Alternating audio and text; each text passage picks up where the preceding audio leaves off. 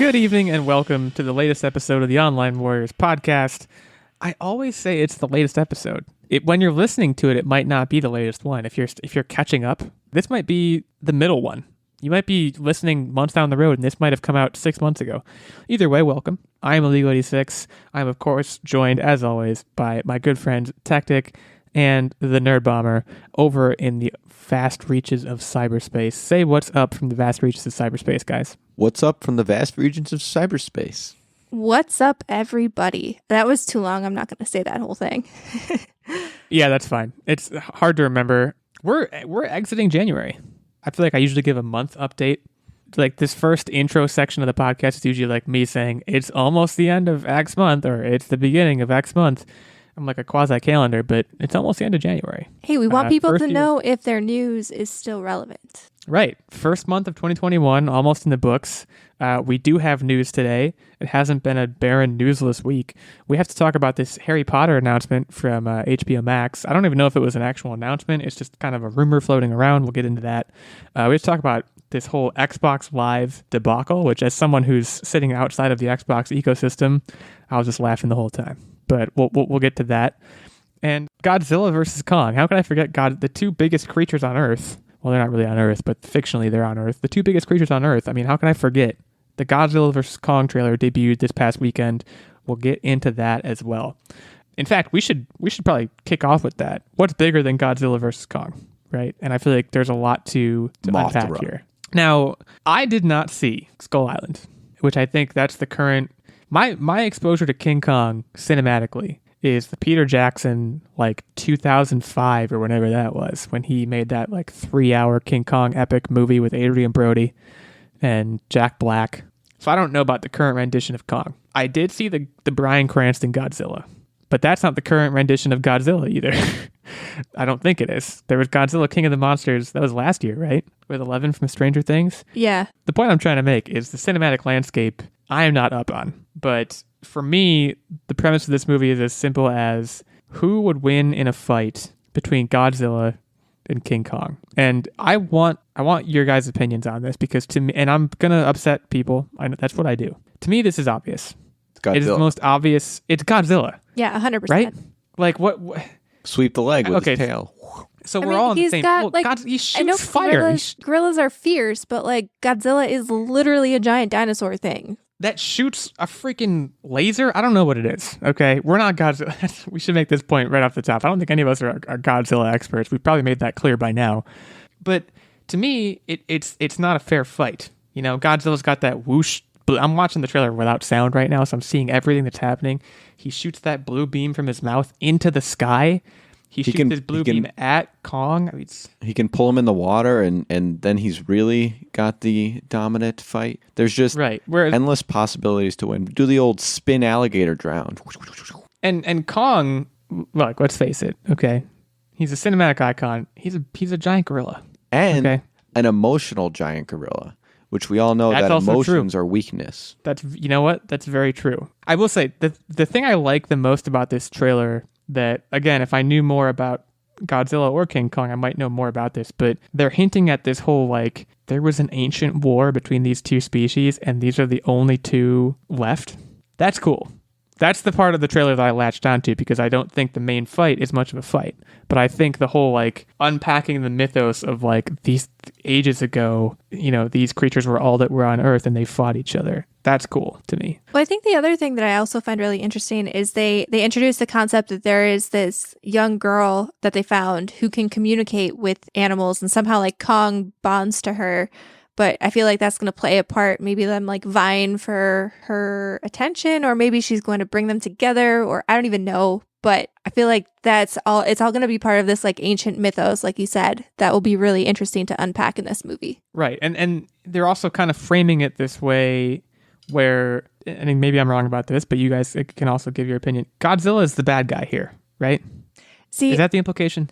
That's the implication, but I have a theory. So, okay, 2 or 3 small little quick scenes in this trailer, they kind of show off Mechagodzilla. And my theory here is that this giant Mechagodzilla is a robot that people have created, and some bad guys are controlling him, or it's like an alien mecha Godzilla. I don't even know. Somehow there's going to be this mecha Godzilla, and poor regular Godzilla is just going to take the fall for this guy stomping around and destroying stuff. So that's why they go get Kong to take Godzilla down. But Godzilla's just like, hey man, I'm just chilling, being a big dinosaur.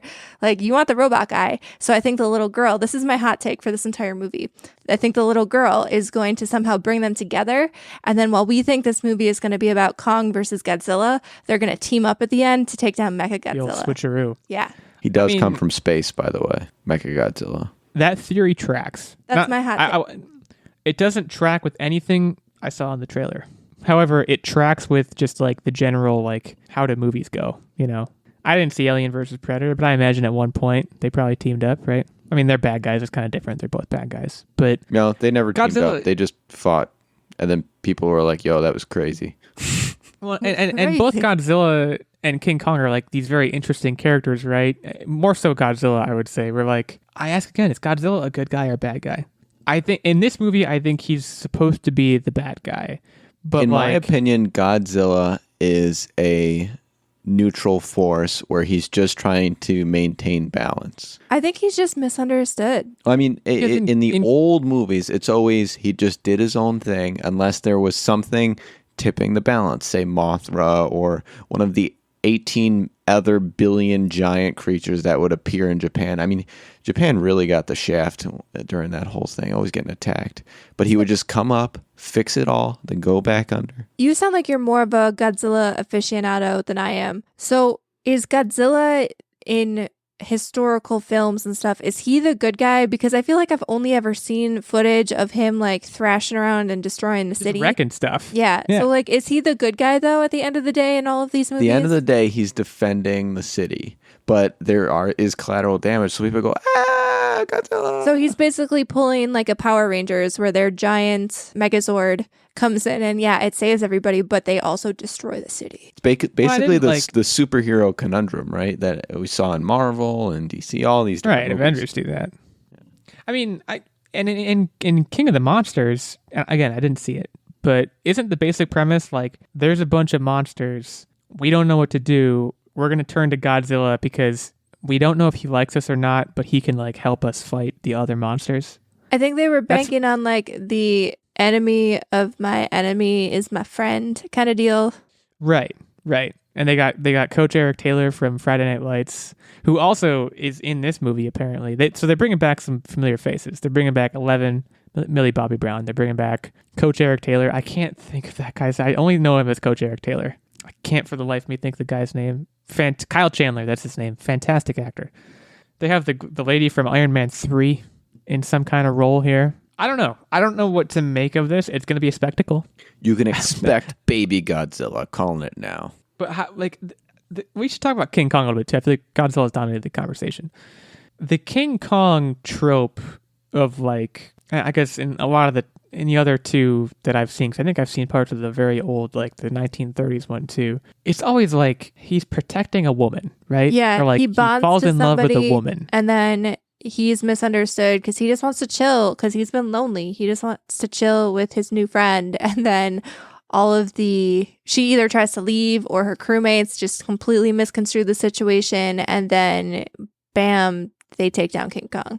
I feel bad for the guy. Honestly, every time I've seen a Kong movie, and I think I've seen all of them at this point, like, I just feel bad for him at the end. Like, they try to semi-portray him as this big monster who can't fit in society, but, like, shoot, find an island somewhere. Leave him alone. Give him some, like, monkey friends. Jeez. He's misunderstood for sure, but he's also, in a certain aspect, misunderstood by me because, and maybe this was my, 13-year-old brain or hormonal whatever, but like when I watched the Peter Jackson one, I thought he was like in love with her. Yeah, he does. With the lady. He fell in love with her. Okay, so it's not, I mean, obviously in the case of this little girl, it's more of like a friendship, but like that's kind of the thing with King Kong, right? Is that he's just a big sweet, you know? He's just sweetie. A lonely guy. He wants to hang out. He wants, like, I bet in some alternate universe, if King Kong was just greeted by a bunch of friendly humans who didn't have guns and we're just like, hey buddy, here's some giant bananas. What are you doing? I'm sure he would have like a fun ball, you know? Everyone could just come visit him. He'd throw banana parties. It'd be great. Right.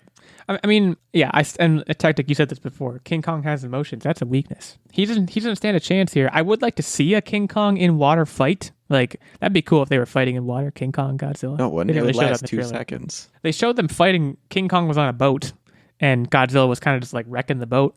And I was like, boy, King Kong's in trouble. But I'm not saying like he has to swim. I'm saying like in like a beach situation where like there's a lot of water flying around. That'd be cool. But he's also like, at one point King Kong jumps in the air and like blocks the Godzilla laser with like a piece of something. I don't know. There's a lot going on in this trailer. That's, I guess, the point we're trying to make. I'd like to see the pre-CGI footage. There's just nothing. Nothing is happening.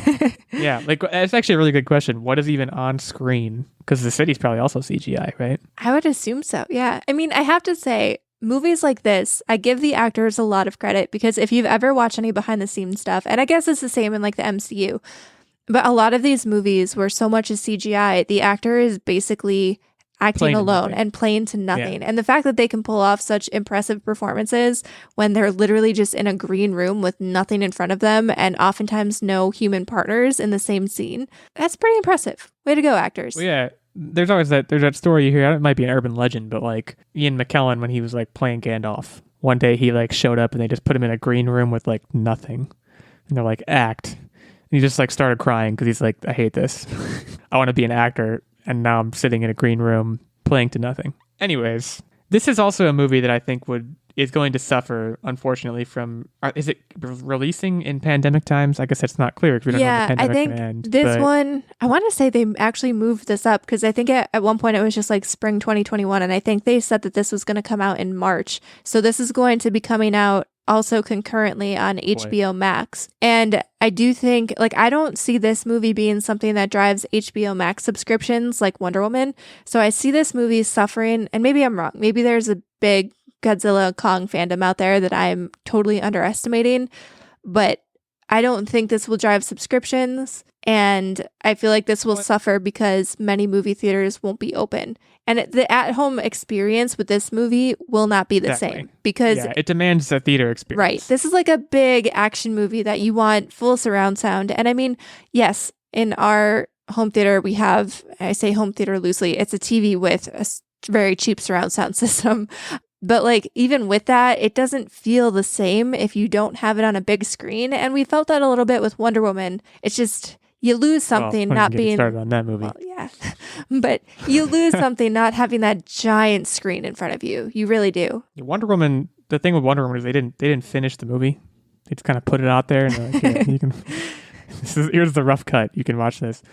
Yeah, I would agree with your assessment that in terms of driving subscriptions, I don't know if this is it. But like you said, there might also clearly we don't know anything about Godzilla, and we know maybe marginally more about King Kong, but we don't know much about either one. So Brie Larson, wasn't she in Skull? I was looking for her. I was like, she's going to show up, right? Did she die in Skull Island? I mean, spoilers. I don't know if we want to reveal that. I don't know. I'm legitimately asking. Did you guys watch Skull Island? Yes, but I don't remember if she died or not. You don't even remember if she died? Oh, boy. She's like the main character. I feel like no. I feel like she's still alive. I don't remember. Where's she? Yeah, I don't think she died. She's just meandering about. Because isn't it her and isn't Samuel L. in that movie? Or am I totally misremembering? Okay, so no, Samuel L. Jackson's in it. Tom Hiddleston is also in it. John Goodman. Hiddleston, yeah, okay. I don't remember if she dies at the end. It's on Hulu, so we should all probably go catch up because clearly, to be fair to me, this movie came out in 2017, and lately I have the memory of a gnat. So it has been a minute. We'll go watch Skull Island, but in the meantime, let us know what you think over on the Twitter sphere at OW_Illeagle86, at OW Nerdbomber, at OW Techtic, at Online Warriors 1, the main show account. Who would win in a fight, first of all? We think it's obvious, clearly, but we want your opinion as well. Are we underselling King Kong's abilities? I mean, he does have hands, Opposable thumbs are a big deal. That's true. I think in the Peter Jackson movie, he like snapped the jaws of a couple of T-Rexes because there were T-Rexes in that movie. That movie was off the chain. But he snapped their jaws because he had opposable thumbs to do it. So maybe we're underestimating. He also seemed smaller in that one. He seems bigger in this one because Godzilla always towers larger than T-Rexes. Way low. Yeah, they had to make King Kong bigger because otherwise, I mean, he's just a tiny little monkey. Might as well give him some symbols standing next to Godzilla. Anyways, it's both a question of who do you think would win and who do you want to win. So yeah, hit us up with that information. Be on the lookout for Godzilla vs. Kong. Set to be released March 26, 2021. My brother's birthday. Shout out to my brother. Not going to say his name, but let us know if you're excited for that movie also. So there's that. But we're gonna stick in movie town. Not really movie town, but just movie TV show town. Because we need to talk about and this is also HBO Max town. Loving HBO Max, by the way. HBO Max subscriber right here. Yeah, I was pretty good. I was very skeptical because I did the whole like inward groan. Oh no, I don't need another subscription, and I feel like I did that on the podcast. So like it's forever ingrained out there in the internet. But we use it a lot. I like it. I use it a lot. Right now, I'm actually I'm for whatever reason I'm a little ashamed to admit this. You should never be ashamed to watch easygoing shows, but I'm kind of going through Friends right now, which Friends I think is maligned for good reason sometimes, but it's the most easygoing show to watch. There is nothing wrong with Friends. I mean, there's a lot wrong with Friends, but if you look at the time when it was made, there is nothing wrong with Friends. Like, come on. It's a retro aggressively show. Easygoing. Like it's like in 20 years, I'm sure someone will look back at The Office and be like, "There's so much wrong with The Office," and we'll all be like, "What are you talking about?" And I'm sure there will be things that just are not culturally appropriate, but whatever. Yeah, you just gotta let it slide. And because I'm no Peacock subscriber, I need to supplant my Office like fall asleep viewing with something. Friends is perfect for that. Somewhat familiar, very easygoing. Nothing bad ever happens. It's just, I've said the word easygoing 100 times, and that's because it's accurate. It's an easygoing show. Anyways, HBO Max is great. I will say their app, not my favorite app. I don't know if you guys have experienced this, and we're getting a little off track, but I have to ask this question of you. When you pause something on HBO Max, does it actually pause? Not all the time, no. And sometimes then when you hit play, it like the sound starts, but the video doesn't start moving, and it's very frustrating. We do it a lot where we'll pause it, and this either it doesn't pause at all, or the visual pauses, but the audio just keeps on trucking. So we actually have to back arrow out of the show we're watching. It's not a big deal. Their content is great. The app needs to be ironed out a little bit. We actually had huge problems watching Wonder Woman 84. That's a whole other story. It's not what we're talking about here. We're talking about Harry Potter. Incidentally, I was listening to the Harry Potter soundtrack today while working. Shout out to Harry Potter Deathly Hallows Part 2. Great soundtrack. But reportedly, there is a Harry Potter TV series in early development for HBO Max. And I mean very early development because this is being reported by Variety, but apparently HBO Max and Warner Brothers have told both Variety and The Hollywood Reporter there is no series in development. So I want to say right away, take this with a grain of salt, I suppose. I think HBO Max and Warner Brothers are fronting. I think this is actually happening. I think they're just not ready for people to know yet.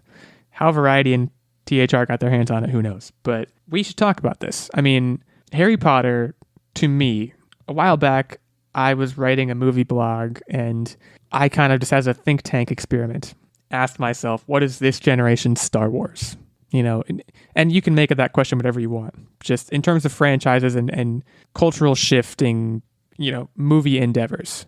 To me, it's Harry Potter. And that was the answer I ultimately settled on in this post I wrote.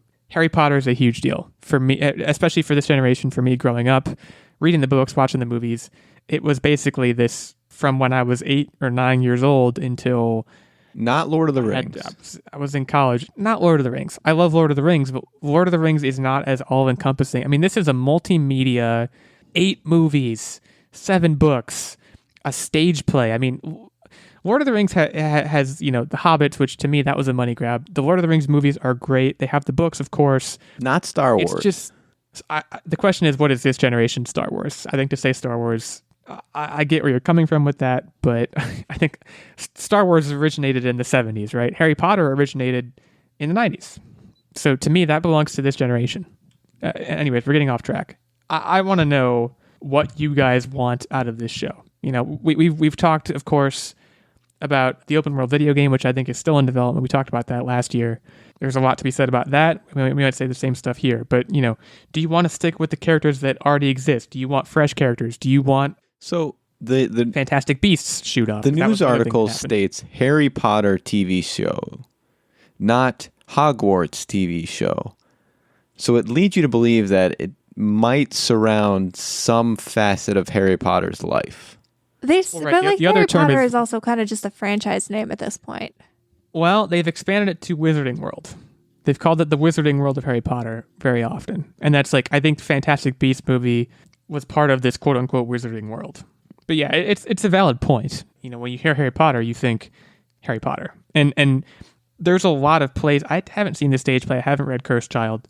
But theoretically, there are places it could go, right? You know, Harry Potter presumably becomes an Auror. He's fighting dark wizards. There's a lot to be had with that. I hope it's later on when he's old and he's constantly badgering his grandkids out how back in his day he used to take on older wizards like nothing. And the grandkids are like, yeah, whatever, Grandpa, scrolling on their tablets. That's what I really hope for. That's kind of what the Cursed Child was kind of like. I'm not going to say it's 100% like that, but there's definitely that element of he's a parent nagging his son, or I don't even remember. It wasn't. His son is like, shut up. Yeah, Dad. Pretty much. And use a pansy, Dad. It was.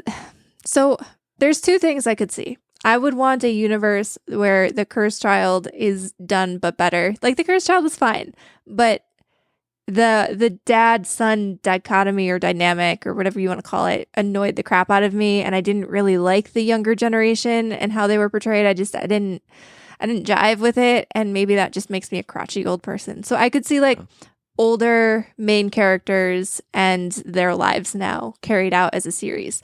But I think what I actually really want is completely new set of characters, completely new storyline, something that J.K. Rowling doesn't touch. I want a new team of writers. I mean, beyond just J.K. Rowling's problematic everything at the moment. Yeah, just the things about her. We don't even need to get into what they are, but the Fantastic Beasts, if you even remove that, I felt that Fantastic Beasts, which she had a lot of input into, was extremely underwhelming, and I don't like those movies. And didn't see them. I just thought they were not great. And maybe I was just looking for something different from those movies, but I just thought they were kind of a mess, storytelling wise. I didn't like them. So if I could see a completely brand new cast of characters without her influence, just see what fresh writers could come up with. Because this world, and the thing that I loved about Harry Potter, even as a kid, like the books and the movies and the video games were all great. But maybe I'm the only one on this podcast who was a nerd like this, but I read fan fiction, and there was a heck ton of really good... Hayes is super into fan fiction, not Harry Potter, but fan fiction is an enormous... I mean, it's a people huge... are listening, I'm sure know. Yeah, there's a huge thing, like a huge market for that kind of stuff out there.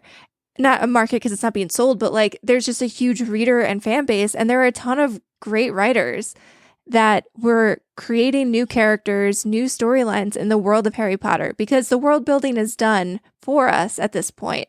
It's a great world. Like Star Wars. Right. Yeah, but like, it's a playground. Young Professor Snape, boom, mic drop. That would be cool too. Like, I just want to see more. I want to see something new. I want to see something fresh, taking this world that we know and love and just putting a fresh spin on it, and also distancing ourselves from J.K. Rowling a little bit. Well, so I'm going to expand on what I just suggested. That I think would be the best way to go, because one, it is a facet of the Harry Potter world.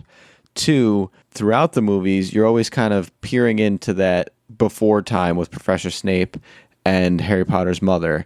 And to really live that in its entirety, I think would be absolutely thrilling. So I'm going to pitch two ideas, both of which I think are absolutely brilliant, obviously. So HBO Max people, Warner Brothers, whatever, listen up. Idea one.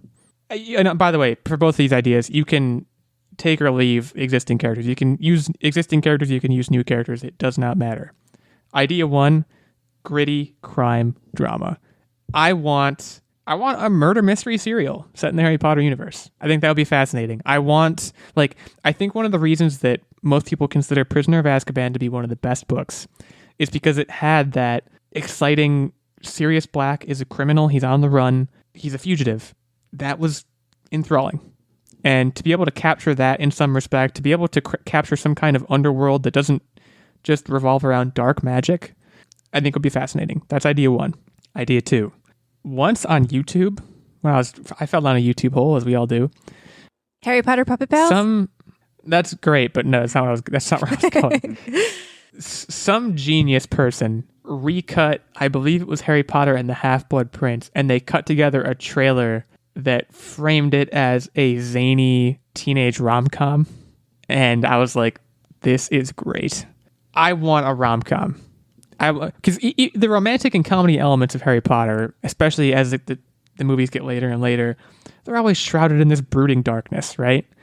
Because of Voldemort and because Harry Potter's the chosen one, et cetera, et cetera. I want characters who are so vastly unimportant. Yeah, so do like a high school. The wizarding just world. Focus on like the jocks of Quidditch and have it set in high school. I've never watched Glee. I never watched High School Musical. Take that formula, get the music out of there, put it into Hogwarts. That's a winner. That's absolutely 100% a winner in my opinion. Dawson's Creek at Hogwarts, basically. Dawson's no Hogwarts Creek. I mean, yes. I'm telling you that could work. Hate Dawson's like Creek. You love it. Okay. This is a small sidebar, but every time I watch Dawson's Creek, because yes, I'm still watching it. I took a little break and now I just like intersperse episodes when I have nothing else to do. And usually it's because Techtic is off tinkering or doing something. And then he'll hear the theme song and all of a sudden he's somehow sitting on the couch next to me watching it. I and get then I'm tired of thinking and just want to sit and watch colors. Like you could be watching literally nothing. Explain and I'll be like, this, oh, though. look, movement, colors, Explain this. cool. So the dog has to go out and he offers to take the dog out. And I'm like, I look at him, I'm like, I don't have to pause this, right? Because you don't care about this at all. And he's like, no, I need to see what happens. Well, because when you sit in on something, you get invested in the plot point. So you at least want to know what's going on instead of just blindly watching. But it doesn't mean I like the show as a whole. Care. I'm Team Techtic on this one. Also, I know the theme song is not the I Don't Want to Wait song, but now I got that song stuck in my head again. They're both. So, thanks for that. I'm actually kind of salty because I like the new theme song too. So now it's sad. But to go back to Harry Potter, Harry's Creek. There you go. Ew, it just sounds gross. Harry's Creek.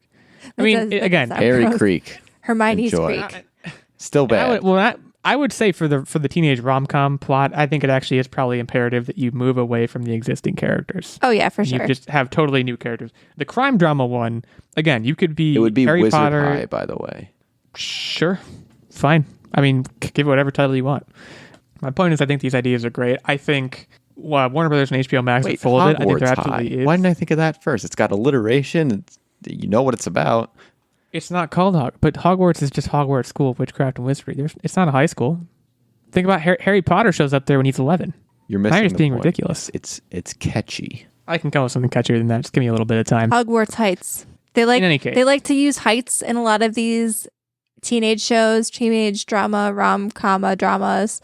So heights, throw heights in there. Hogwarts Heights. Bam. But you could like, what if one of the girl characters falls in love with a centaur from the old forest? Oh, snap. That's a plot line. That's a season-long plot line. I didn't have to think about it. It just came out of my mouth right now, unfiltered. It's so easy. Young Hagrid having romances. That's it. There we go. Young Hagrid. Yeah. I mean, it's just, there's so Young much Hagrid. That's do. the name. That's what it's called. Like Young Sheldon, but Young Hagrid. And then in like 5-6 years' time, when there's a broadcast of the NFL on HBO Max, you can just have little Young Hagrid. Or just call it Hagrid. Yeah. You could do young Voldemort and do it like that show, or isn't the show called Lucifer, where the guy's just literally just the devil and he's just on Earth and he's hot, and that's the whole show. Just make hot Voldemort. That's a show. He's hot. He's bad. Who cares? He's hot. You know?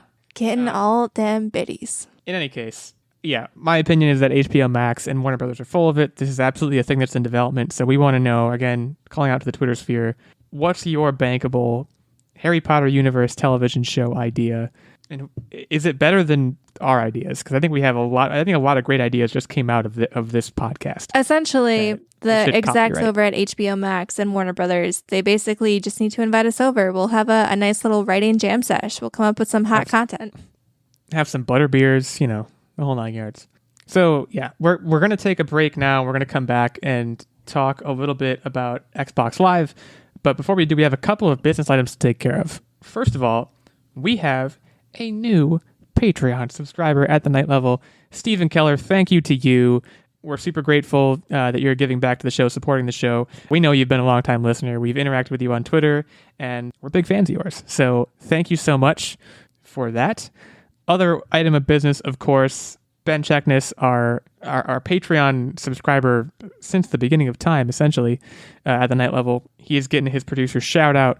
He is, of course, he has gotten input into the game segment, which I am hosting this week later, which will be about pirates. So, I don't know, R-matey, whatever you want to say. Thanks to Ben.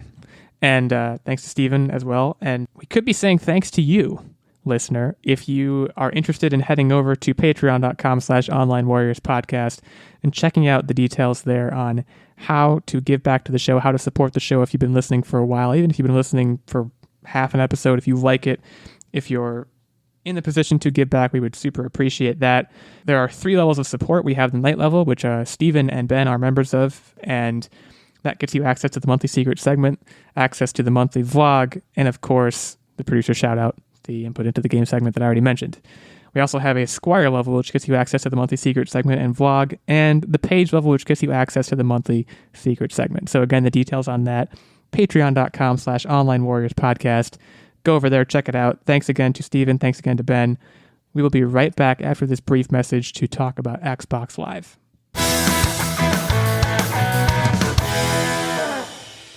A new year brings a new beginning. For all my listeners that own a business, I want to tell you about FedEx Office.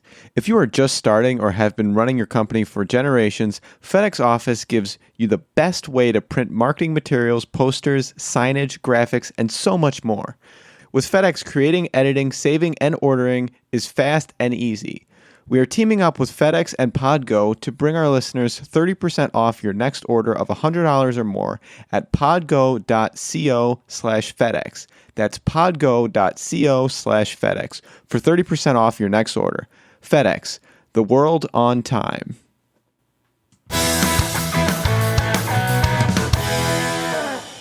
Okay, we are back to talk about Xbox Live. Now, this was a bit of a debacle. I'm sure you guys were following it more closely than I was. My understanding, they raised the price. People got really bad. They doubled the price. Doubled it. They doubled the price. They removed the free-to-play capabilities of certain games, or just took away the promised capability of that. And then people, understandably got mad. Well, there were never... So Xbox JK. has never had free-to-play capabilities. So like PlayStation, for as long as I've been a subscriber, even if you didn't have a subscription service, you could play the free-to-play games online without having PS Plus. Not so on Xbox. You always needed Xbox Live even to play free-to-play games. So yeah, that's not a great look. But they were toying with changing their 12-month price to their 6-month price. So literally doubling the price. And due to what I assume was overwhelming negative backlash, they said psych. Yeah, and then they did open up that thinking? free to play then. That was the other thing that they changed after, and I feel like this is probably something that had been in the works, but when they did backtrack on the price thing, they did open up now free to play games you don't need live for. Yeah, which is, that's kind of overdue. Throwing us a bone. Yeah, throwing us a bone after basically trying to stab us in the eyeball. With the bone. But what was the thinking behind this move? The answer See is if we don't notice. But so doubling the price, that's insane. For me, I think that the plan here was obviously they're trying to funnel as many people into Game Pass Ultimate as they possibly can, or even just base level Game Pass. And right now, a lot of people still are not doing that. I mean, if you don't care about that library of Game Pass games and you just want to collect your free games with gold and play online, the games that you want to play online, and you buy them and you don't care about Game Pass, then you're going to continue to subscribe to Xbox Live Gold, and that's all you need. I think they were trying to make that price point a little bit higher so that Game Pass is only, I think it was only $20 more at that point. If they're doubling the price for a year, then you might as well invest in Game Pass Ultimate. And with that, obviously it makes the Game Pass subscription numbers look good. They're still getting a little bit more money out of you than if you just had that base level Xbox Live. And it probably looks better for their partnerships because you have stuff like EA Play included now for Game Pass Ultimate, and they can be like, look, you have X amount of new people looking at your games and your content that you wouldn't have if you didn't have this partnership with Game Pass. And everyone called them out on it because it was just super shady. I understand their thinking behind it, but it's just terrible because you shouldn't be forcing people. Game Pass is an incredible value and nobody's arguing that, but you should not be jacking up the prices of your other services to basically make Game Pass the only option. Because at the end of the day, let's be real. If you have owned Halo, the Master Chief Collection. Yeah. If you have the Master Chief Collection and you're just happy playing the same maps over and over, and all you want to do every year is just pay for gold, and you should do that. You should be able to do that. You Basically shouldn't have to pay no, you mooch off of me with our Game Pass sharing. But like, you should be able to do that. And it's an especially bad look when you consider I'm on a little soapbox here, but I'm almost done. PC players have not had to pay to access online services forever. They just have not. Right. PlayStation has at least had the free-to-play games available if you weren't a subscriber, and PlayStation did not jack up their price of their service, which has always been kind of comparable to Xbox.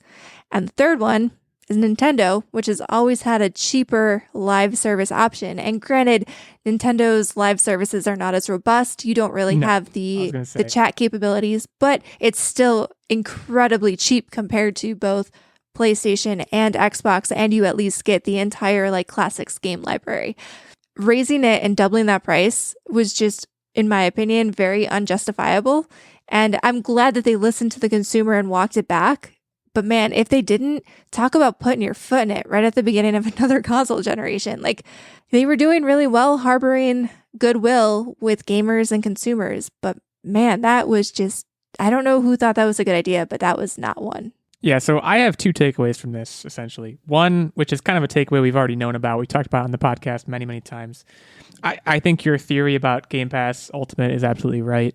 And my takeaway is, man, this is really their golden goose. It is the most important thing for them that they get that to fly. And this was just their kind of backhanded way of doing it. It clearly didn't work, which brings me to my second takeaway, which is, man, we are living in an amazing age where the feedback loop is instant, right? Because if this had happened, and granted, it would have to be happening with something different than a video game console, featuring online capabilities. But like, if this was happening back in the 90s or the 80s, yeah, they wouldn't know loop until it takes was so too much late. longer.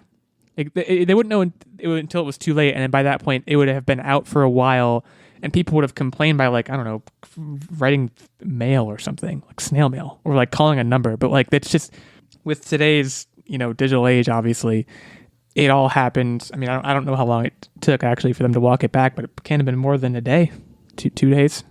I think it was almost same day. I don't remember exactly the timeline, but it felt like pretty instant. And that's awesome. I mean, that's like the silver lining in the cloud that is this story of like, man, Xbox does not care about its customers at all. But the customers care enough to string them up, basically, and say, hey, what the hell? And that works. So I think it was bear in mind that it works. It was just a super weird pivot because, like I said, for the last few years, I mean, we've been hearing how Microsoft has said, we're taking a loss on Game Pass and we don't care. We want to be the best ecosystem for people to play in. And if it means that we are not making money, we're Microsoft. We make money elsewhere, so it doesn't matter to us.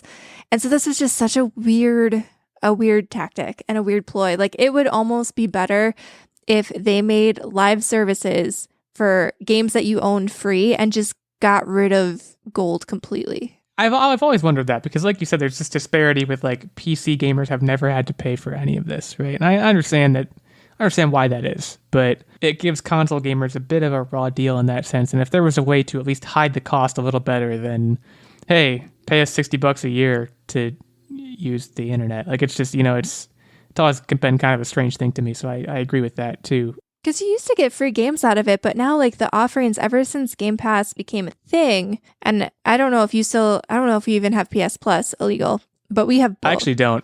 Yeah, I actually don't. I got rid of it. The offerings for the Xbox Live games with gold have been rough, to say the least. Like and I don't know if it's just because they've been giving away 4 games a year and they're starting to run out of stuff to give away, but man, the pickings have been really, really rough. Like, they're very obscure games. I mean, some of them are indie gems that, yeah, I was glad I got a chance to play because I never would have played otherwise, but it's very disappointing when you look at then PlayStation Plus comparatively and the games that they're giving away. I actually have Switch Online. That's the one that I have. But like you said, totally different situation, not as robust, not really. It gives me the classic games, but not much else, at least not for my purposes. I agree with you guys that not only should they make it free to play, but this event should really let all the other console makers really reflect on that and say, is these internet subscriptions really becoming a thing of the past? And rather, let's sweeten the deal and all look at our own Game Pass services and just throw this in as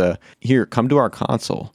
I think that's the future. I think that could be huge. I think that could be, I think you're right. I think that could be huge because, that should be another takeaway from this is like, it's tough because Xbox doubled their prices and we were all like, of course, don't do that. But what we should also be saying is, hey, your existing price, also not great. And like, don't love that either. Well, it's kind of the subtext. It's interesting to me because if I remember correctly, the PlayStation 3, which we did not have, but a roommate of mine had it, the PlayStation 3 had free online services. Like there was no PlayStation Plus. You just had free online services. And granted, it got hacked and was down all the time. So I think the money that they get does go to making those servers and stuff more secure. But then like PCs can do it. I don't know.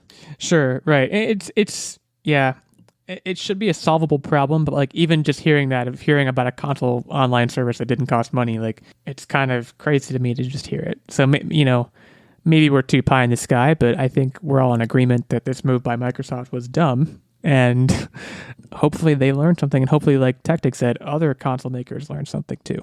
So we're gonna move into What Are You Up To Wednesday, and I'm gonna go first. I'm really excited. I teased these two people that I had a very Techtic-ish update. I've been on the edge of my seat all week. So first I will say, I watched Boys State on Apple TV Plus, which is not my Techtic-y update. That's just, I watched a documentary. I'm a boy though. You are a boy. It's a documentary about a teenage government competition in Texas, which sounds like the worst pitch ever for anything, but believe me, it is absolutely fascinating. Techtic and Nerdbomber did not believe me, and that's fine. That's their prerogative. It's produced by A24. It's a fascinating documentary. Obviously a lot of political undertones, so you have to be up for that, but fascinating stuff. So that's kind of my pop cultural recommendation. But the other big thing that happened to me this weekend, kind of a two-pronged thing. One, so I'm a MacBook Pro owner. I'm recording this podcast on a MacBook Pro. And my hard shell for the computer, I have like a hard shell case on it. It was getting beat to all heck. It looked terrible, so I replaced it. And man, that feels like getting a new computer. Got a new keyboard cover on it. It's pristine. It looks amazing. But I put these things on it, and I looked at the screen, and I was like, man, that screen is so dirty. It looks like it's got like stains on it. It's like mottled because, as I learned via the internet, MacBook Pros, made in the generation that mine was, had this anti-glare coating on their laptop screens, which if heat from the keyboard dissipated into the screen, it would wear off some of the anti-glare coating and leave horrible stain marks and just horrible. It looks like your computer screen's covered in mucus, basically. So I looked up an online remedy that involved making a baking soda and water mixture and applying it to my computer screen, which was terrifying. The scariest few minutes of my life. But it removed the anti-glare coating, and now the screen is crystal clear. It's like I own a new computer, and I don't, to be clear. So that is one of the most that's one of the most exciting things that happened to me this weekend. Like I'm so excited now, just looking at the computer. I'm looking at it right now, just filled with joy because of how clean it is. So what's the Techtic thing? It just seems like a Techtic-y thing to update people on. Oh. It's not tinkery, but it's just like Googling something. It's totally a Techtic move. Making this baking soda water mixture and using this home cleaning remedy. It just seems like the kind of thing you would do. Maybe I'm totally off base, but it's very different than my typical update, which is I read something, I played something. Baking soda makes the world go round. Clear drains, make volcanoes. Exactly. Computer screens. Clean computer screens. So that's the extent of it on my end. I'll give further updates next week on Tony Hawk, maybe some solo board games I've been playing, but most exciting thing in my life was definitely cleaning my computer screen, which I'm proud of that. So, Techtic, over to you. Give us another Techtic-y update. Really, what I've been going into overtime with, honestly, is that grow box. I'm trying to make a completely autonomous plant growing system, and it is becoming quite the project where I'm working on it hours a day because I mean, every code and everything I share with you guys, it's all me learning new stuff. I do not know this off the back of my head. It's just learn as I go. I tinker, I try, I test. Sometimes it works, sometimes it fails miserably. And it's coming along. I've got it to where it monitors humidity, temperature, and water level in the system. But I don't have it where it controls the light and the irrigation pump yet. So that's next. I'm pretty close to having all of the circuitry and control systems done. And then comes the actual construction of how it's holding the plants and how it's, changing water pump temperature, how it's flowing the water pump, changing the temperature, those kind of things. So I will keep on updating you guys, and hopefully at some point there'll be a sweet video on how to do it. But my goodness gracious, this is probably one of the biggest projects I've done. Have you thought about cleaning anything with baking soda? No. Okay. Well, just bear it in mind. Techtic did treat me before we started recording to some. It looked like MATLAB output. I know it wasn't, but it looked like it. And colored lines, plots showing humidity, temperature, pretty cool stuff. The dude loves his plots, man. He's literally like in the middle of the night, I'll hear him muttering plots. Plots and stonks. That's what makes this man's world go round. Well, I have it, in my defense, I have it where it reads the most recent temperature and the most recent humidity value, but I wanted to also show a plot next to that, just in case the most recent one that you're looking at was like a noisy data point where it was like there was an intermittency or whatever. This way you can see, okay, compared to what the normal trend line is, this is just noise. I'll get a better one on the next feed in a couple seconds. And so you have that feedback where you can kind of see what's going on. Well, and the nice thing for me, you sent me this picture and I could see it. It was so crystal clear. Do you know why? Why? Because I was able to clean my computer screen with baking soda and water. You guys aren't excited enough for me about this. I guess I didn't see the before to know how great the after is. I'm going to hit you with some before and after photos that are going to, put hair on your chest. Post it on the Twitter. Say, hey, before, after, no context. I'm going to put it on the Twitter. I'm also going to put it on our recording Discord right now because it's that important. And in the meantime, Nerdbomber, what have you been up to? Sorry, Techtic, were you tapped That's been out? my life lately. It's been my life. Well, Nerdbomber, what do you have for us? All right, so while he hasn't been doing that, we've had a very movie-centric, I guess it was more of a movie-centric weekend. And so we watched 2 movies. One was The White Tiger, and this actually just came out on Netflix. And this was the one, I feel like it was advertised very highly, and it was the latest Netflix original. It had Priyanka Chopra Jonas in it, and it was based off a book. And essentially, this guy is growing up in this village in India, and to send money back home to his family, he decides he wants to become a driver for this very wealthy, higher caste family in India. And it essentially is the story of his relationship as what he refers to himself as a servant to a higher caste. And it's a really interesting perspective on the caste system and society in India. And as someone who, honestly, the only stuff that I know about India is just through media or through school. Like, I've obviously never been there. I don't know about the society firsthand myself. And I feel like it was a very important movie to examine this culture. And I thought it was a really interesting, the acting was phenomenal. I think the 3 main characters really were the focus of the story. And the acting amongst those 3 main characters was pretty incredible. There were some pacing issues, though. Like, the movie was not without its faults. There were some very, very bad pacing issues. Like, I would say the build-up, there's the climax of the movie probably happens way too late in the runtime of the movie, and then the ending feels really rushed.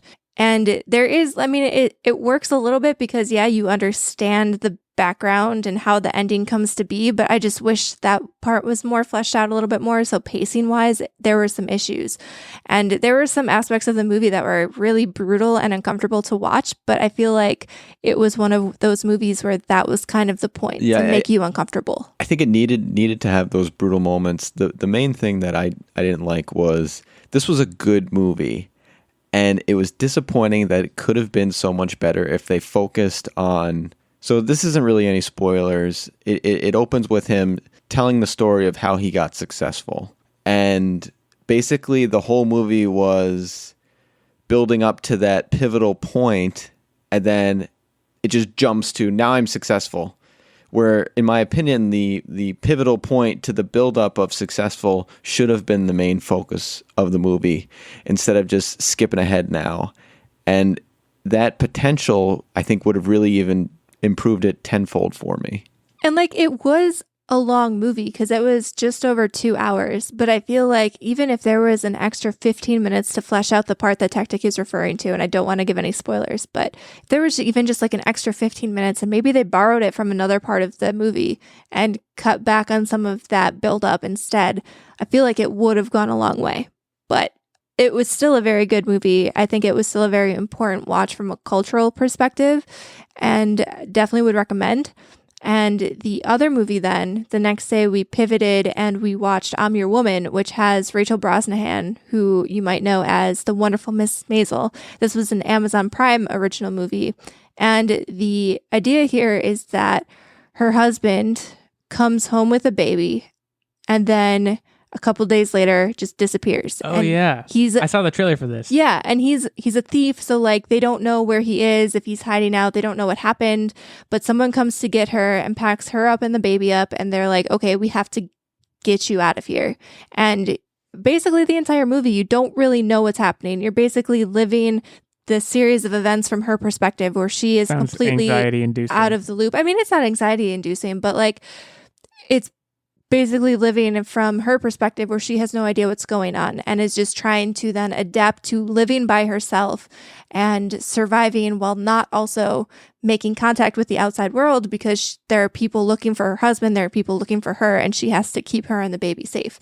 And I thought it was another movie where I thought it was pretty good. I thought there were Could have been better. Yeah, it could have been a little bit better. I think there were some twists that maybe would have made it a little bit better. But overall, I still thought it was really good. I think the acting in the movie was pretty good. I think Rachel Brosnahan is a pretty decent actor. So I enjoyed the movie. It was a different, it was more of like a suspenseful thriller type thing, whereas The White Tiger, they had some suspenseful thriller moments, but ultimately was more just like a character study and kind of depressing. They both were kind of downer movies, though. You might have said this. Are these both Netflix situations? The White Tiger is Netflix, and I'm Your Woman was Amazon Prime. Bouncing across the streamiverse. Yep. Cool. Well, keep us updated movie-wise. Thanks for the mini reviews. Yeah, sorry. I kind of like went off, but those were, I feel like I haven't watched movies worth talking about, but like that felt like I had two semi-decent back-to-back watching experiences, so it was good for a change. Well, I have a quiz. So let's take a look at the big board before we get to the quiz. Techtic, no wins yet on the year. 0-3. Nerdbomber 1-0, and I am 2-0 with actually 2 sweeps. And also noting, we have that's a sweep sound effect. We have a new soundboard for the podcast. Get ready to hear more sound effects. We actually debuted another sound effect in our secret segment for this month. Earlier tonight we recorded that, so be on the lookout for more of those from the new soundboard. I have some questions in front of me. I'm actually going to have to make a couple on the fly. I only have 4 questions in front of me. I'm going to need at least 5. So I'm going to need you guys to take extra long to think, but these questions, as I mentioned before, are all about pirates. Yar matey, etc. So let's start with the earliest mention of pirates. I want a year. What is the earliest mention of pirates in history? And we're going to give Techtic a fighting chance. We're going to start with Nerdbomber. Okay, so I mean, pirates were around basically once people started sailing, right? I mean, there's always been nasty people out there who will take your booty. So, oh boy, I don't even. Gross. I'm going to say 1300, but I feel like it's probably earlier than that. But you know what? Because like, when was Sinbad? Man, I don't even know. 1300. I'm just putting one out there. I think she busted, so I'm going to go real conservative and say 13 billion BC. I don't even think BC goes back that far. Okay, so yeah, Techtic gets the point because if the later you are, you bust if you're too late, basically. 1353 BC. These were pirates in the Mediterranean who were actually robbing Egyptians, according to historical documentation. So, Techtic on the board. This is huge. No sweeps today. No sweeps today. That's the mentality you should have. I just wanted to use the soundboard again. We're gonna continue moving forward in time from there. That's kind of a hint, but everyone knows the famous novel Treasure Island, later made into a Muppets movie, and originally published by Robert Louis Stevenson. When did that iconic novel first get published? Can you repeat the question? When was Treasure Island by Robert Louis Stevenson first published? No, the other part of it. The part about the Muppets? Before that. What? The details. You had details. I think I just covered all the details. Yeah, it was like, this was the title by this person plus Muppets equals question. But who was the person? Robert Louis Stevenson. Okay. And I'm not sure why that's relevant. When was it published? Okay, nice try. I see what you did there. I thought I had it. I'm going to go again safe and go 1950. I feel like it's earlier than that. I feel like this, I don't know, was America even founded then? I honestly don't know. Was America founded in 1950? No, I'm not saying 1950. I'm saying when this book came out. I'm going to say 1800. Okay, so Nerdbomber gets the point. 1883. So I actually kind of split in the difference between the two answers. 1950 was way too late, though. So Nerdbomber, congrats on that. Whoop, whoop. So, continuing forward, everyone knows Pirates of the Caribbean, Curse of the Black Pearl, the classic Disney movie starring Johnny Depp, Orlando Bloom. What is the worldwide gross of Pirates of the Caribbean, The Curse of the Black Pearl? One of my favorite movies ever, by the way. Okay. I feel like this actually made a decent chunk of change, but I'm not sure. I'm going to say 30 million, but it's probably, I feel like that's way more than that. I'm going to say 31 million. Worldwide gross, Nerdbomber. This movie was super popular. You don't remember this movie? I obviously remember the movie. I don't know. I'm really bad at these worldwide. 654 million. Okay. I'm so first, I would have guessed these. 500 million. So Techtic gets the point on that one. So I put him in the lead. 3 questions in. Techtic, this could be your day. Let's continue moving forward in time to the year 2004. To the year 3. And this is a stat that I'm taking from Wikipedia. Wikipedia's page on piracy, which is a real page. As of an estimate in 2004, what were the estimated worldwide losses accounted to seaborne piracy against transport vessels? Worldwide in losses? In dollars? Yeah, in US dollars, yes. I'm going to say $25 million. Oh, it's way more than that. So I'm going to do what you just did to me. 26 million. Nerdbomber, well done. $16 billion. Wow. Yeah. It's more than Johnny Depp made. I mean, you think about what if they take down like a cargo freighter or something, and that like what they do, yeah. There could be like gold on there. I don't know. That's what the Captain Phillips guys did. Okay, so wait, are we tied? Going into the last? We are tied going into the last. Easy win. You guys are the worst. Okay, well, I do have a tiebreaker question ready, but let's go into the last question before we do that. So, according to a little magazine known as Forbes magazine, which is all about money, this is an article from September 19th, 2008, but I don't think the data has changed.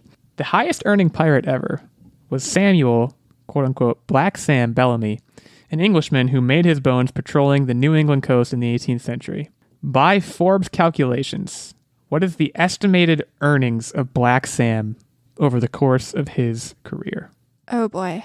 I'm going to say 5 million because this is like olden times and I don't know. 5 million feels right to me. Oh, but he was getting that booty and you got to inflate all that booty. I'm going to say there it is. $1 more than whatever the heck she just said. Oh, you jerk. Well, you guys are chippy over there today. Yeah, Techtic wins. Techtic's on the board. 120 million. That's pretty good. Worth noting, second place with a lifetime earnings of 115 million, a name you will much more recognize, Sir Francis Drake, a British privateer who went on to save England from the Spanish Armada. Yeah, these guys were rich. So how much did Jack Sparrow make? Not listed. Unclear. I'll have to get back to you on that. Techtic, you've done it. Congratulations. He is on the board, ladies and gents. He goes to 1 and 3, and Nerdbomber goes to 1 and 1 on the year. Maine.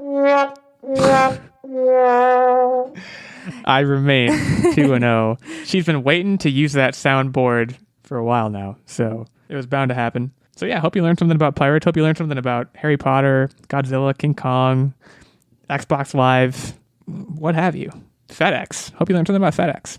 In any case, we thank you all for joining us here in this last episode of January. We'll see you next month, the month of love. Valentine's Day coming up. Woo, woo. Boyfriends, don't forget. Girlfriends, also don't forget. So yeah, be on the lookout for more content from us as scheduled. We'll see you guys all next week. Have a great week.